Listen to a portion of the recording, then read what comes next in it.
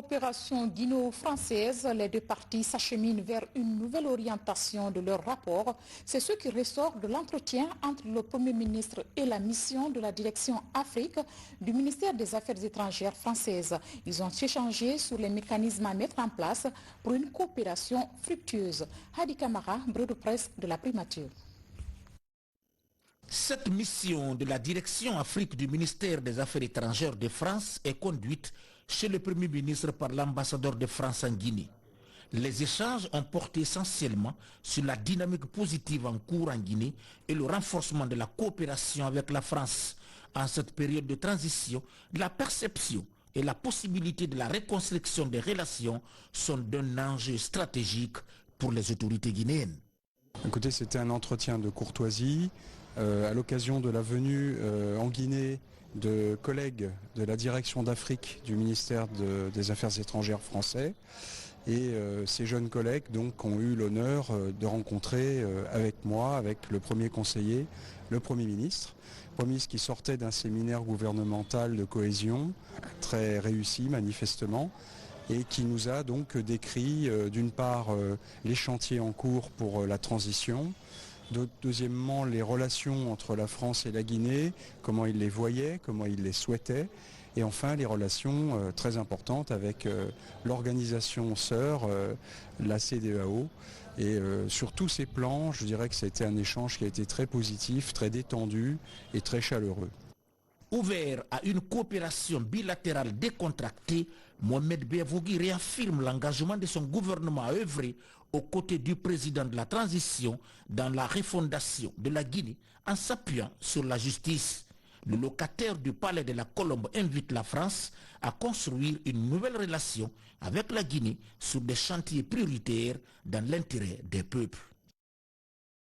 Coopération Sud-Sud, le président de la Sierra Leone vient de lancer dans son pays un projet routier de 78 km. Les travaux de ce tronçon frontalier à la Guinée sont confiés à la Guinéenne de construction Gicopress. Mohamed Seyar Souma pour plus de précisions. L'expertise guinéenne est bien accueillie en Sierra Leone. Gicopress fait figure de bon élève. Plus de 25 km de routes sont déjà réalisés dans les localités de Kono et Kabala. Un nouveau projet vient d'être acquis, renouvellement de confiance. Le nouveau projet, c'est un projet de route de 78 km. C'est au nord de la Sierra Leone, du côté de la frontière guinéenne, c'est-à-dire du côté de Gekedo. Donc c'est une route qui va désenclaver complètement le nord. La route Sefadou-Kamiando va obéir aux caractéristiques normales d'une infrastructure moderne. Les travaux démarreront aussitôt que possible, ainsi qu'avec des caniveaux et une structure normale, avec un revêtement de 7 cm d'enrobé, pour une durée de 36 mois. Et pour aller vite et bien dans les opérations, le président de la Sierra Leone, Julius Maada Bio, arrive sur le site. Le lancement des travaux est effectif.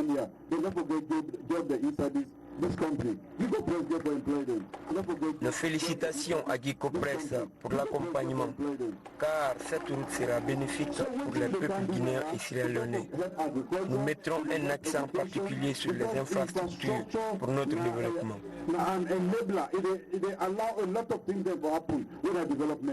Avec ce nouveau chantier routier, les efforts sur le terrain vont presque tripler, une ampleur face à laquelle la détermination se manifeste. Eux-mêmes, ils ont utilisé les routes que nous avons réalisées pour venir sur ce nouveau projet. C'est une continuation, la qualité sera égale, voire meilleure, puisque nous avons acquis énormément d'expérience. Pendant ce temps, une partie de ce tronçon est déjà reprofilée et des points critiques existent par endroits. Près de 100 millions de dollars vont être injectés dans la réalisation des 78 km de route qui relient Sefadou à Kamiando. On en vient à l'assainissement avec cette question: comment recycler et valoriser les déchets solides à Conakry? Une nouvelle stratégie de collecte et de tri des déchets est en phase de création. Le projet est conduit par le Forum africain de l'économie circulaire avec l'agence de promotion des investissements. Marwan Kamara, Ali Badara Kondi. Recycler tous les déchets solides Collecter à Conakry, c'est l'objectif principal de ce forum africain de l'économie circulaire. L'engagement volontaire pour la gestion et la valorisation des déchets en Guinée est au centre de cette discussion qui regroupe les acteurs du secteur afin de trouver une solution. Une activité qui va promouvoir le recyclage des déchets, donc la réduction des déchets, parce que chez nous, on connaît la situation, les déchets polluent chez nous.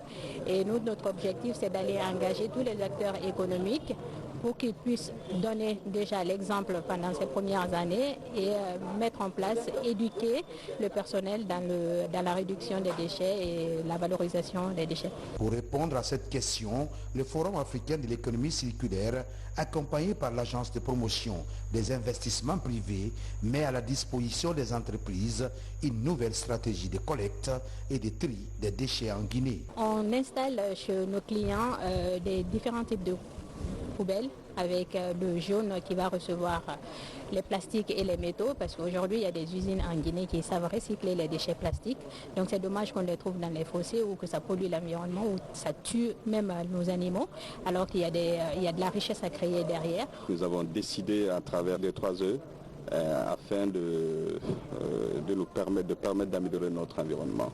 Donc je pense que c'est extrêmement important que les employés de la PIB donnent l'exemple d'abord au travail et ensuite en les éduquant peut-être à travers cette activité, ils peuvent le faire aussi à la maison. Ce projet de 2 ans va renforcer la participation citoyenne à la pérennisation des services de collecte des déchets sur les lieux publics et privés. Affaire Massila, on n'en dira jamais assez de cette horrible histoire. Après l'annonce de son décès en Tunisie, les compassions pleuvent de partout. Ce soir, une délégation gouvernementale s'est rendue dans la famille mortuaire. Elle était partie présenter les condoléances du président de la transition et de son premier ministre. La délégation a rassuré la famille des dispositions prises pour que justice soit rendue. Ça, en marathon, nous fait le point.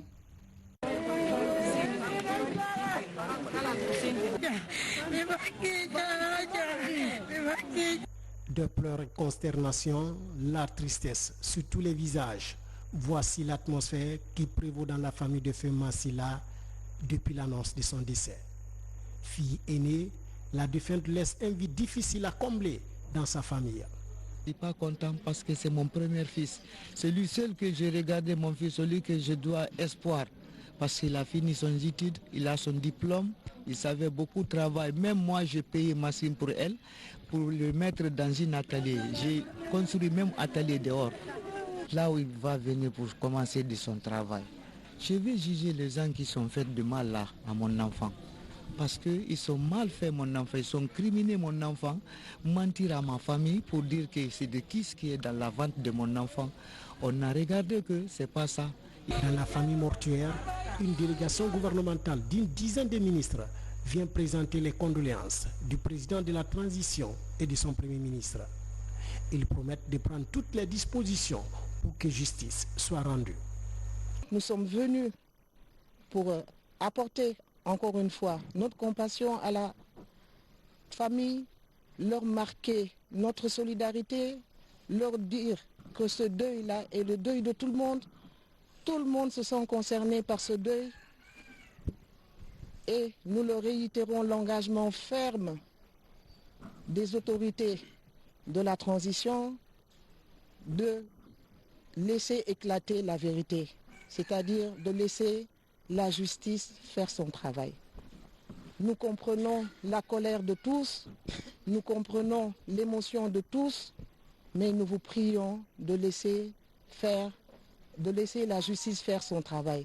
À la demande du président de la transition, la journée du vendredi sera consacrée à des prières pour le repos de l'âme de Massila. Au nom des autorités de plus haut niveau, nous demandons, c'est la sagesse, c'est la retenue. Nous allons, par suite l'instruction du président de la République et le Premier ministre, consacrer le vendredi prochain pour implorer la grâce divine pour notre chère, notre maman et notre fille, afin qu'elle soit parmi les martyrs d'Allah. On voudrait à l'occasion vous remercier et en votre nom remercier toutes les ONG qui se sont investies. En votre nom remercier Monsieur le Président de la République, le Président de la Transition, le colonel Mamadi Doumbouya, qui personnellement s'est déplacé, a effectué le déplacement jusqu'au chevet de Massila à son vivant. Massila est décédée ce samedi à Tunis, où elle a été évacuée après 6 opérations échouées à Conakry. Sa dépouille mortelle regagnera Conakry la soirée de ce mardi 23 novembre 2021. Paix à l'âme de Massila. Et puis, sur instruction du gouvernement, le ministre de la Santé a rencontré le Conseil national de l'Ordre des médecins de Guinée. En toile de fond, la mort de Massila suite à un viol collectif commis par des médecins. La rencontre a abouti sur la question de réglementation du secteur privé à travers l'application des lois en vigueur. Hadia Toubari, Mohamed Mpati Kamara. Le Conseil national de l'Ordre des médecins, en concertation d'urgence avec le ministre de la Santé. Au centre des débats, l'affaire de Massila, décédé suite à son viol par des médecins présumés coupables. L'affaire relance le débat sur la pratique médicale dans le secteur privé. Nous avons présenté nos condoléances à la famille, éplorées. Notre conversation a tourné autour de savoir est-ce que le cadre légal et réglementaire qui gouverne la profession de la pratique privée de la médecine est bien existante et si elle est appliquée. Cet incident malheureux en milieu hospitalier lève le coin du voile sur les nombreuses défaillances du système de santé.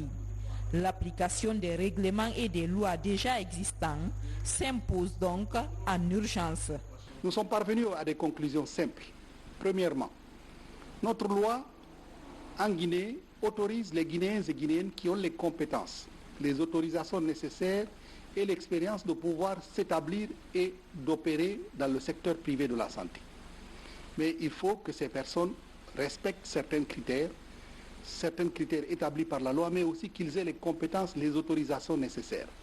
Sans entraver la procédure judiciaire, le Conseil national de l'Ordre des médecins se constitue en partie civile en vue de rendre justice à Massila. En tant qu'humain, on est choqué. Et en tant que médecin, on est révolté. Nous avons décidé, quel que soit l'issue du procès, de les radier de façon définitive sur le tableau de l'ordre des médecins avec interdiction d'exercer la profession médicale en République de Guinée. Face aux erreurs médicales et la violation fréquente du serment d'Hippocrate, le ministère de la Santé envisage la mise en place de nouveaux organes de veille et d'alerte. Et puis, le projet de protection des enfants en situation difficile s'intensifie à travers le pays. Une politique gouvernementale renforcée sur le terrain par l'UNICEF. À Seguirim, par exemple, un centre de transit des enfants est mis en place pour la prise en charge nécessaire. Aboubakar Gabi, RTG Kankan. En Guinée, la situation des enfants démunis et libérés de prison est une préoccupation majeure pour le ministère de l'Action sociale, de la promotion féminine et les organisations internationales, dont l'UNICEF. À Seguirim, par exemple, plusieurs initiatives sont prises par le pouvoir public et les partenaires pour la promotion des droits de l'enfant, d'où la construction de ce centre de transit pour la prise en charge des enfants en situation de vulnérabilité. J'ai passé vers côté de Bamako, après Doko, j'ai quitté Doko pour aller à Kankan. J'ai allé là-bas, j'ai fait apprenti chauffeur. J'ai allé apprenti chauffeur, j'ai fait plus de 6 mois. Je me comporte bien ici, je me traite bien ici, je mange, je lave. Là où je dors aussi, là-bas c'est bien aussi. Depuis quelque temps, plusieurs enfants venus à travers le pays et la sous-région sont interceptés sur le chemin de l'aventure et libérés de la prison pour être accueillis ici. Le centre est là pour l'encadrement des enfants vulnérables. Aussi les enfants qui sortent dans les régions qui viennent, qui n'ont pas de parents, ils sont dans la rue. On cherche non seulement à les faire venir au centre, aussi échanger avec eux afin de connaître leurs problèmes. Le problème qui les ont poussés réellement à sortir. Même si toutes les conditions sont réunies pour l'épanouissement de ces enfants, certains sont orientés dans différents corps de métier selon leur choix. C'est le cas de Bangal Mara, Vers Niger, arrivé au Niger maintenant, je suis venu en Guinée, arrivé en Guinée. Je suis venu à Ségré, je suis allé au centre pour aller me présenter au bureau. En fait, ils m'ont aidé à m'inscrire dans un centre parce que c'est mon souhait d'être un grand informaticien et puis continuer mes études à mes côtés aussi. Aujourd'hui, ce centre de transit pour la prise en charge des enfants enregistre un nombre pléthorique d'enfants. C'est pourquoi certains d'entre eux sont envoyés vers les familles d'accueil pour leur intégration effective. L'espace est grand, mais la capacité d'accueil est faible. Aujourd'hui, nous avons 10 enfants ici et il y a d'autres enfants encore qui sont annoncés. Et si on n'augmente pas la capacité du centre, on sera obligé d'orienter d'autres enfants dans des familles d'accueil qui sont là. Et si les familles d'accueil aussi sont surchargées, on n'aura plus de place pour orienter les enfants. Donc ça, c'est un autre facteur qu'il faut régler. La première des choses, c'est comment sécuriser le centre. La deuxième des choses, c'est comment surveiller, encadrer, coordonner et superviser maintenant les responsables du centre qui sont là. Et puis nous sommes à la disposition entière de ces encadreurs. Pour ces acteurs qui évoluent sans relâche dans la promotion des droits de l'enfant, la protection est un droit fondamental et primordial pour les enfants. Quant à l'UNICEF, il œuvre d'arrache-pied aux côtés du gouvernement guinéen pour créer des conditions optimales pour que les enfants puissent s'épanouir dans un environnement protecteur et rassurant. La gouverneure de la ville de Conakry, présidente du conseil de ville, constate avec regret l'utilisation abusive des jeux de pétards dans les quartiers, troublant ainsi la quiétude des citoyens à des heures parfois indues, sans compter les menaces à la sécurité et les risques graves auxquels les utilisateurs eux-mêmes s'exposent.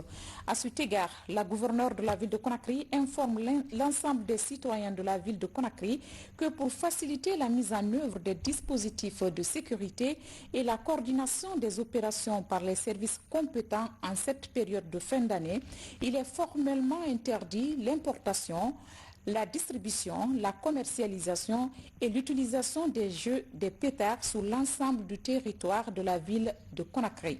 Tout contrevenant s'exposera à la rigueur de la loi.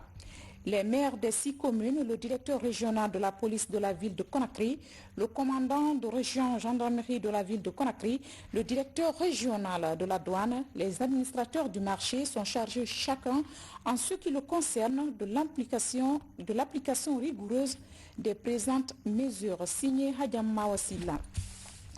Afria, la Confédération nationale des travailleurs de Guinée a entamé une tournée de prise de contact avec la base. Il est question d'échanger avec les agents de l'usine sur les questions de l'amélioration de leurs conditions de vie et de travail. Compte rendu Djena Yansani. C'est dans une ambiance festive que la délégation de la Confédération nationale des travailleurs de Guinée, CNTG, a été accueillie par les travailleurs de l'usine de Fria. Objectif de la mission, prendre contact avec ces travailleurs afin d'identifier les problèmes et proposer des solutions. Cela en prélude à la mise en place de la structure syndicale de l'usine. Après la rencontre avec les autorités préfectorales, les rencontres avec nos représentants au niveau de l'usine Frigia, la rencontre avec l'union locale qui représente l'exécutif au niveau de Frigia et la rencontre des veuves. Très sincèrement, nous partons avec une fierté. Parce que nous discutons le social. Le syndicat, c'est le social. Et c'est ce qui donne la motivation et la réussite d'une collectivité. Si nous avons la chance d'être à la tête du collège, parce qu'il y a 2 syndicats, nous allons vraiment essayer de nous battre et résoudre leurs problèmes pour qu'ils rentrent en possession de leurs droits, parce que c'est leurs droits. Et les femmes travailleuses qui étaient ici, maintenant elles n'ont pas la chance de rentrer à l'usine. Nous allons nous battre pour ces femmes-là aussi, pour qu'elles soient embauchées de nouveau. Les échanges avec l'autorité préfectorale, les femmes veuves et les autorités de l'usine ont été fructueux. Il s'agit de l'amélioration des conditions de vie des travailleurs, un challenge que comptent relever les responsables locaux. Il n'y a pas de salaire, il n'y a pas de bulletin de paye. On est payé comme des tâcherons. Le contrat, c'est un contrat mensuel qui vient, quelque chose qui n'est pas légal. Aujourd'hui, on cherche à s'affilier à la CNTG pour que cette structure qui est vraiment bien structurée, avec l'expertise qu'ils ont, je pense qu'à travers eux, au ministère du Travail et au ministère des Mines, et peut nous aider à ce qu'on sort de cette situation aujourd'hui qui est vraiment une situation très très difficile. Depuis la crise qui a frappé l'usine de Fria en 2013, les travailleurs n'ont pas de structure syndicale. À date, ils s'organisent pour mettre une fêtière syndicale pour défendre leurs intérêts. La CNTG prépare déjà ses représentants à la responsabilité syndicale pour garantir un climat de paix dans les entreprises. Page souvenir de ce journal, il y a 51 ans, la Guinée a été victime d'une agression armée. Ce douloureux événement avait coûté la vie à environ 500 Guinéens qui avaient décidé de défendre leur patrie au prix de leur vie. En ce lundi 22 novembre, cette triste journée est commémorée à travers une cérémonie de recueillement suivie d'une conférence débat et de la lecture du Saint-Coran. Mamadi Terna Kamsoko. À l'esplanade du Palais du Peuple, ce monument immortalise à jamais l'agression du 22 novembre 1970. Ces jours, des dizaines de Guinéens sont morts en défendant leur patrie, victimes d'une attaque étrangère. 51 ans après le douloureux événement, la jeunesse et quelques témoins de cette page noire de notre histoire commune se mobilisent au pied de ce symbole de la résistance des Guinéens pour raviver la flamme de la révolution. Le sens que je donne à cette célébration, c'est que la victoire du 22 novembre 1970 connaîtra de plus en plus de retentissement. À vous voir aujourd'hui, vous nos enfants, vous nos petits-enfants qui n'étiez pas nés en 1970, vous emparez de cet événement pour en faire une manifestation de gloire nous remplit de joie. L'initiative est portée par une dizaine d'organisations de la société civile réunies au sein du collectif du 22 novembre. À travers des prières et recueillements, un vibrant hommage est rendu aux martyrs de la nation. À travers cette journée, l'objectif recherché, c'est l'unité nationale. C'est le plus important. Nous jeunes, nous devons savoir ce qui s'est passé. Tant qu'on ne sait pas ce qui s'est passé pendant le premier régime, on ne pourra pas comprendre ce qui viendra après. Nous sommes ravis. Nous sommes contents. Une date qu'on ne doit pas oublier. Et nous demandons encore l'autorité guinéenne de ne pas effacer ça dans notre histoire. Cette cérémonie de commémoration est aussi marquée par une conférence débat autour du thème « Peuple de Guinée, unis face aux défis de la République ». Moi, je suis un enfant de la Révolution. Mais la jeunesse aujourd'hui, au moment de l'agression, ils n'étaient pas nés. Moi-même, j'étais adolescente, j'étais au collège, l'année à laquelle je suis rentrée au collège. Donc, je peux expliquer l'agression, mais la jeunesse, non. C'est pour ça que nous avons mis cette organisation en place pour édifier la mémoire de la jeunesse. Désormais, ces jeunes sont engagés à vulgariser l'héritage du président Ahmed Sékou Touré, père de l'indépendance guinéenne. L'objectif est d'inculquer à la nouvelle génération l'amour de la patrie et l'esprit de sacrifice qui va avec. À présent, on ouvre la page culture. Tout d'abord, cérémonie de consécration des personnes qui ont marqué les Guinéens dans leur domaine d'intervention. Organisée par la structure Katala 224, cet événement vise à encourager l'émulation pour la prospérité du pays. Mariam Diallo. Katala est un mot soussou qui signifie débrouillard. Ce concept est développé par des jeunes Guinéens depuis 2017 au sein de l'agence de communication More and More. Sortir de l'ombre les talents cachés est la principale mission des initiateurs. Pour cette année, ce sont 21 personnes qui sont retenues par la commission. Les nominés évoluent dans plusieurs domaines, notamment dans l'innovation et l'administration publique. De cette 5e édition, nous avons eu des nominés très méritants à travers leur persévérance malgré les crises sanitaires, sociales et politiques de ces 2 dernières années. Ce sont des hommes et des femmes qui n'ont pas lâché prise, bien au contraire, qui affichent de bons résultats. Alors pour nous, c'est une réussite. Ce programme de promotion des talents du pays intervient chaque année pour encourager et soutenir les idées entrepreneuriales, de développement socio-économique et de création d'emplois. Je suis très heureux de recevoir. Chaque fois que je regarderai ça, je me dirai oui, mon travail est récompensé. Katala 224 est une structure de jeunes promoteurs. Depuis des années, les membres s'activent sur le terrain pour la recherche des idées neuves et la promotion des projets durables dans le pays. Katala est une structure qui motive cette jeunesse aujourd'hui, parce que partout on parle de distinction, il y a de la motivation derrière. Donc aujourd'hui, je suis prêt à toujours les accompagner pour la réussite de leurs différents événements. La particularité de cette 5e édition de Katala 224 de l'année 2021 est d'offrir une certaine opportunité de stage et d'emploi au sein de l'agence, une façon de participer à la promotion des jeunes. Et puis la Guinée à l'honneur à l'international. La chanteuse guinéenne Djelikaba Bintouka a raflé 2 grands prix à la soirée de gala des All Africa Music Awards 2021. L'auteur du tube à succès La Patronne était nominée dans 3 catégories différentes parmi plusieurs artistes du continent. Elle n'est pas seule. Le jeune rappeur Kinga Lasco a aussi remporté le prix du meilleur clip vidéo en Afrique. La cérémonie s'est déroulée hier dimanche à Lagos, au Nigeria. Safiat Kondi. La BMW de la musique guinéenne Djelikaba Bintou n'a jamais aussi bien porté son sobriquet que cette nuit. La patronne remporte le trophée de la catégorie meilleure artiste féminine de l'Afrique de l'Ouest et celui très convoité de la révélation africaine. Djelikaba Bintou devient la première artiste guinéenne à ramener ce trophée de l'excellence africaine. J'ai travaillé dur pour avoir ces 2 prix. Je m'attendais à beaucoup de choses en plus parce que moi je sais combien de fois j'ai travaillé. J'aimerais que les autres artistes guinéens travaillent aussi comme moi pour avoir ce que j'ai eu aujourd'hui. Et Inch'Allah, je sais que ça va aller parce que j'ai vraiment confiance aujourd'hui à la nouvelle génération. Face à des pointures reconnues comme Yemi Alade, José, Tiwa, Djelikaba Bintou s'est montré irrésistible. Les votes des fans, la qualité des œuvres et la palette du talent de la vedette guinéenne ont séduit. C'est une victoire pour la musique guinéenne. Djelikaba Bintou travaille dur. Et aujourd'hui, moi je remercie franchement cette équipe qui est derrière l'artiste. Vous savez, aujourd'hui, quand on parle de Djelikaba Bintou, il faut parler de cette équipe. L'équipe Musique Sans Frontières. Et surtout, merci aujourd'hui à ces fans. On va remercier les fans de partout dans le monde grâce à vous, parce que vous avez accepté de voter. Vous avez accepté d'accompagner votre artiste. C'est pourquoi aujourd'hui, on se retrouve avec les 2 trophées. L'attribution du prix Afrima 2021 réveille la valeur musicale de la Guinée avec sa brochette de nouvelles coqueluches qui font vibrer au-delà de nos frontières.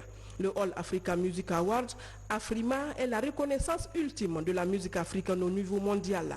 Il récompense les talents émergents et confirmés, une plateforme internationale qui célèbre l'héritage culturel et les valeurs de l'Afrique.